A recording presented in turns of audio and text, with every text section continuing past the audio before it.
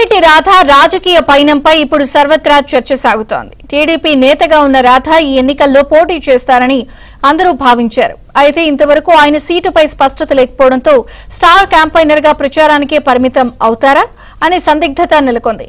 అయితే జనసేన కీలక నేత నాదెండ్ల మనోహర్ బాలశౌరిని కలవడంతో అవనిగడ్డ నుంచి పోటీ చేయనున్నారు అనే ప్రచారం జోరుగా సాగుతోంది.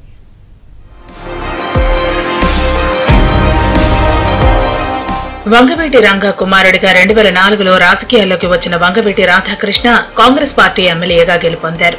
ఆ తర్వాత 2009లో ప్రజారాజ్యంలోకి వెళ్లిన ఆయన 750 అత్యల్ప ఓట్ల తేడాతో ఓటమి చెందారు. వైసీపీ ఆవిర్భావం తర్వాత జగన్తో జతకట్టిన రాధ 2014లో విజయవాడ తూర్పు నియోజకవర్గం నుంచి పోటీ చేసి ఓటమి పాలయ్యారు. టీడీపీ అధికారంలో ఉన్న సమయంలో వైసీపీ నేతగా అనేక పోరాటాలు చేశారు. విజయవాడ సెంట్రల్ నియోజకవర్గం నుంచి పోటీ చేసేలా గ్రౌండ్ వర్క్ కూడా చేసుకున్నారు. కానీ జగన్ మాత్రం విజయవాడ సెంట్రల్ నియోజకవర్గం కేటాయించేది లేదని చెప్పడంతో వంగవీటి రాధ ఆగ్రహం వ్యక్తం చేశారు.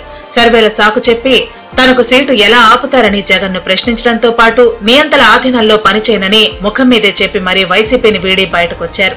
2019 ఎన్నికల్లో తటస్థంగా ఉన్న వంగవీటి రాధ ఆ తర్వాత టీడీపీలో చేరారు.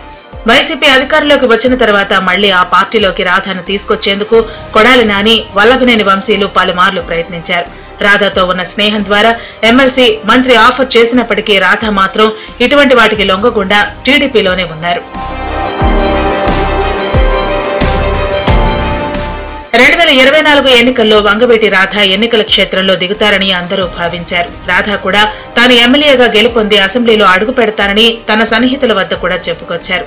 అయితే విజయవాడ సెంట్రల్ సీటు బొండా ఉమకు కేటాయించడంతో రాధ పోటీ చేసే నియోజకవర్గంపై సస్పెన్స్ కొనసాగుతోంది.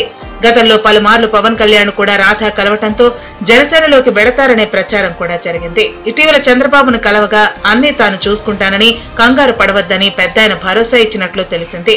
సోమవారం తెనాలిలో జనసేన కీలక నేత నాదెండ్ల మనోహర్ ను, మంగళవారం వల్లభనేని, బాలశౌరిని రాధ ప్రత్యేకంగా కలవటంతో రాధ రాజకీయ పయనంపై మరోసారి చర్చ మొదలైంది. ఇప్పటికే అవనిగడ్డ సీటును పొత్తులో భాగంగా జనసేనకు కేటాయించారు. ఇక్కడి నుంచి కృష్ణ, బండ్రెడ్డి రామకృష్ణ వంటి పేర్లు వినిపిస్తున్నా రేపు పోటీలో ధీటుగా ఎదుర్కొంటారా అనే అనుమానాలు కూడా వ్యక్తమవుతున్నాయి. ఈ పరిస్థితుల్లో వంగవీటి రాధను అవనిగడ్డ నుంచి జనసేన అభ్యర్థిగా పోటీకి నిలిపితే ఎలా ఉంటుందనే అంశంపై కూడా చర్చలు సాగుతున్నాయి. అయితే రాధ మాత్రం అందుకు సుముఖంగా లేరని చెబుతున్నారు. ఇప్పటికే చంద్రబాబుతో పలుమార్లు భేటీ అయిన రాధ ఆయన చెప్పిన వాదనతో ఏకీభవించారని చెబుతున్నారు. ఇటీవల కొడాలి నాని, పేర్ని నాని వచ్చి రాధను కలిసినప్పటికీ ఆయన వైసీపీలోకి వెళ్లేందుకు విముఖత ప్రదర్శించారు. ఇప్పుడు రాధ అవనిగడ్డ నుంచి పోటీ చేస్తారా లేదా చంద్రబాబు సూచనలతో స్టార్ క్యాంపెయినర్ గా కొనసాగి 3 పార్టీల విజయానికి కృషి చేస్తారా అనేది వేచి చూడాలి.